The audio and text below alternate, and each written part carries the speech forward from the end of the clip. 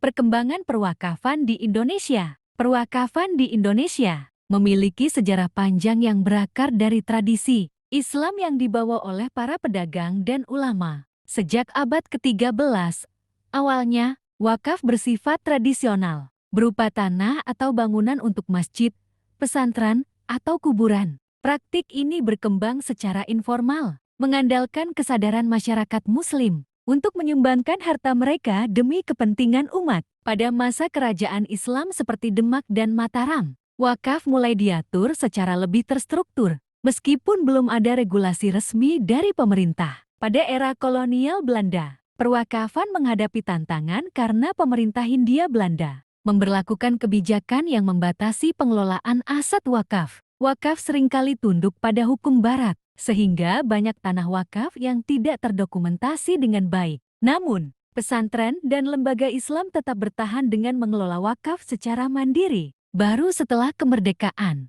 upaya serius dilakukan untuk mengatur wakaf secara hukum. Salah satunya melalui Undang-Undang Nomor 5 Tahun 1960 tentang Peraturan Dasar Pokok-Pokok Agraria yang mengakui keberadaan tanah wakaf. Perkembangan signifikan terjadi pada tahun 2004 dengan disahkannya Undang-Undang Nomor 41 Tahun 2004 tentang wakaf.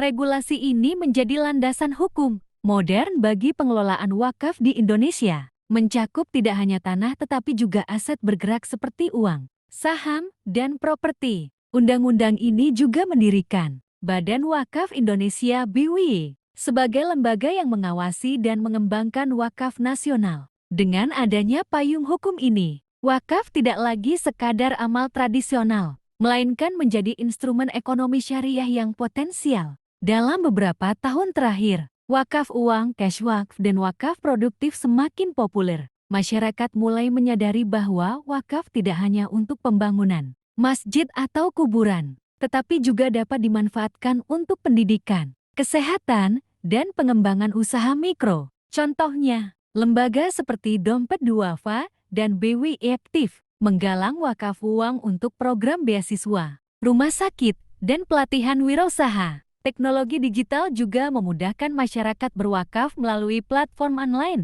memperluas jangkauan dan transparansi pengelolaan wakaf. Ke depan, tantangan utama perwakafan di Indonesia adalah meningkatkan literasi masyarakat tentang wakaf modern serta memperkuat tata kelola yang akuntabel. Diperlukan sosialisasi masif agar wakaf tidak hanya dipandang sebagai ritual keagamaan, tetapi juga sebagai alat pembangunan ekonomi umat. Sinergi antara pemerintah, lembaga keuangan syariah, dan masyarakat sipil akan menentukan sejauh mana wakaf dapat berkontribusi pada kesejahteraan sosial. Dengan potensi yang besar, wakaf di Indonesia bisa menjadi model pengelolaan aset berkelanjutan yang bermanfaat bagi generasi mendatang.